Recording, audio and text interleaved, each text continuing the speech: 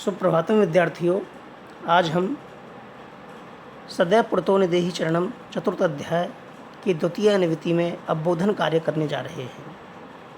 हमने प्रथम अनुवृत्ति में गीत का सरलार्थ, शब्दार्थ आदि के द्वारा भावार्थ ग्रहण किया था। अब हमने उसमें कितना अवबोध किया, कितना हमारी समझ में आया, यह जानने के लिए, कितना ज्ञान हुआ हमें उसका, यह जानने के लिए हम प्रत्येक पद्यांश में से कुछ प्रश्न लेकर के और इस अवबोधन कार्य को करते हैं। पहला पद्यांश है आपका चल चल पुरतो निधेहि चरणम। मैं इसको बोल करके सुना रहा हूँ। चल चल पुरतो निधेहि चरणम सदैव पुरतो निधेहि चरणम गिरिशिखरे ननु निज निकेतनम विनय वियानम नगारोहणम बलम स्वकीयम भवति साधनम सदैव पुरतो निधेहि चरणम। पद्यांश पर आधारित प्रश्न है। पहला प्रश्न है एक पदेन उत्तरता। एक पद में उत्तर दीजिए। इसमें क्या है? प्रश्न क्या? स्वकीयम बलम किम भवति। स्वकीयम बलम किम भवति।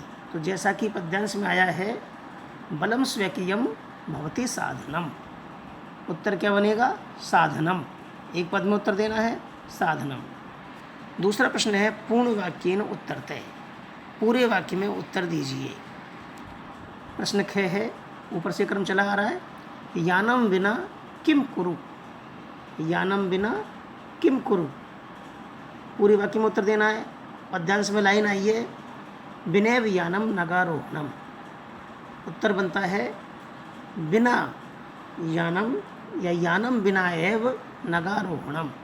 यानम विना एव नगारोहणम कुरु। तीसरा प्रश्न है निर्देशानुसारम उत्तरतः। जैसे प्रश्न में उत्तर निर्देश दिए गए हैं उसी आधार पर हमें उत्तर देना है। यह प्रश्न है चरणम इत्यत्र कह विभक्ति। चरण जो शब्द आया है या पद आया है उसमें कौन सी विभक्ति है? कौन सी विभक्ति है? द्वितीया। घ है अगला प्रश्न। भवति इत्यत्र किम धातु लकारम अस्ति। भवति जो पद है उसमें कौन सी धातु है और कौन सा लकार है? भवति में भू धातु है और लक लकार है। अणय है अग्रे इति अर्थे श्लोके किम पदम प्रयुक्तम। अग्रे इस अर्थ में श्लोक में कौन सा पद प्रयुक्त हुआ है? तो अग्रे के लिए श्लोक में क्या आया है? पुरतः। पुरतः। अगला है पर्वत इति पदस्य उचितम अर्थम किम अस्ति। अब ये अर्थ हमको पद्यांश में से ही देना है, अपनी तरफ से अलग से कहीं से नहीं देना है, पद्यांश से बाहर से। तो पर्वत के लिए पद्यांश में क्या आया? नग शब्द आया है। नग यानी होता है पर्वत या पहाड़। तो इसका उत्तर होगा नग। अब दूसरा पद्यांश है पथि पाषाणा विस्मा प्रखरा हिंस्रा पशव परितो घोरा सुदुष्करम खलु यद्यपि गमनम सदैव पुरतो निधेहि चरणम। एक पदेन उत्तरतः। क्या है? पथि किम किम संति। पथि किम किम संति। रास्ते में क्या क्या है? रास्ते में क्या क्या है?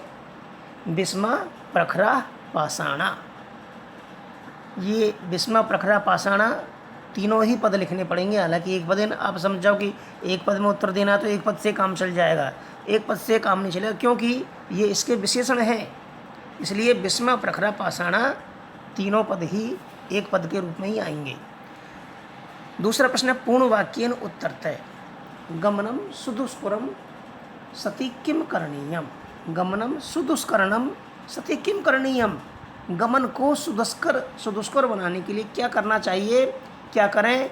तो गमनम सुदुष्करम गति सदैव पुरतः चरणम निधेहि। हमेशा आगे की ओर कदम बढ़ाएं। गमनम सुदुष्करम सति सदैव पुरतः चरणम निधेहि।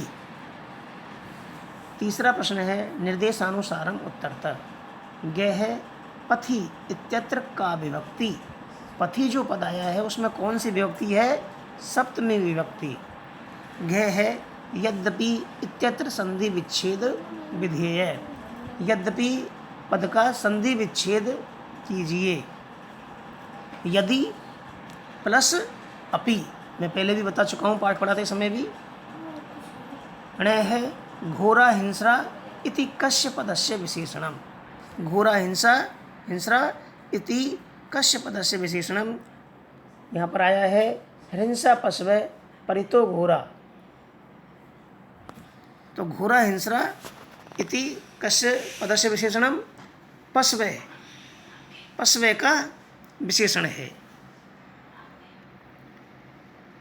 अहिंसका इत्यस्य विलोम पदम किम।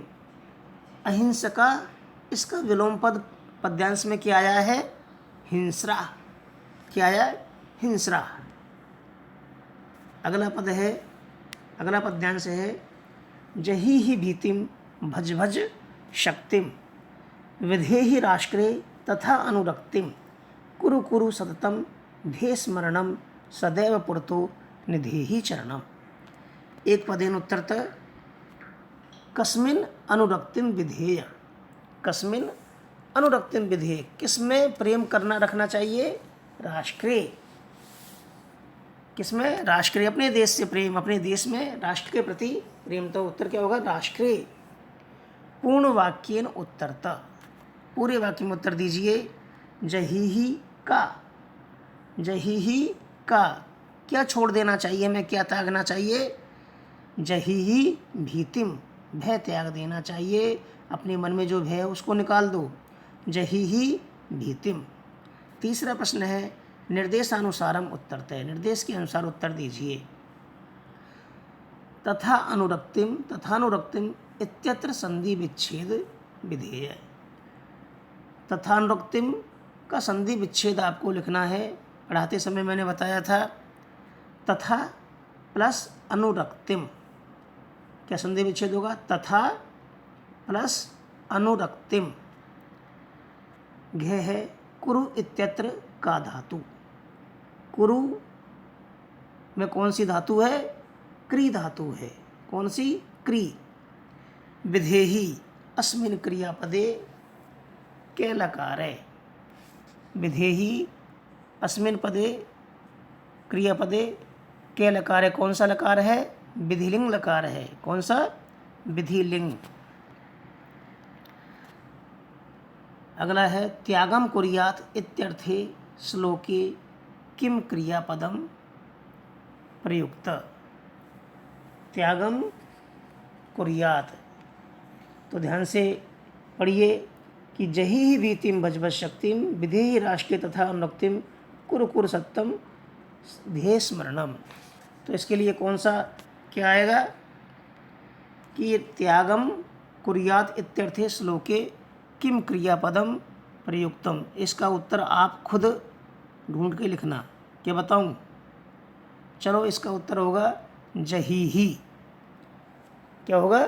जही ही। जही यानी त्याग करना, छोड़ देना। इस प्रकार आपका ये आज का लेसन पूरा होता है। ये आपको बोध कार्य के जो प्रश्न दिए हुए हैं समझ करके अच्छी तरह से करने हैं। इससे क्या कि आपको इस अध्याय की समस्त जानकारी मिल जाएगी। छोटे छोटे प्रश्नों से इस पाठ के बारे में आपको पूरी जानकारी मिल जाएगी। धन्यवाद। खुश रहें और स्वस्थ रहें।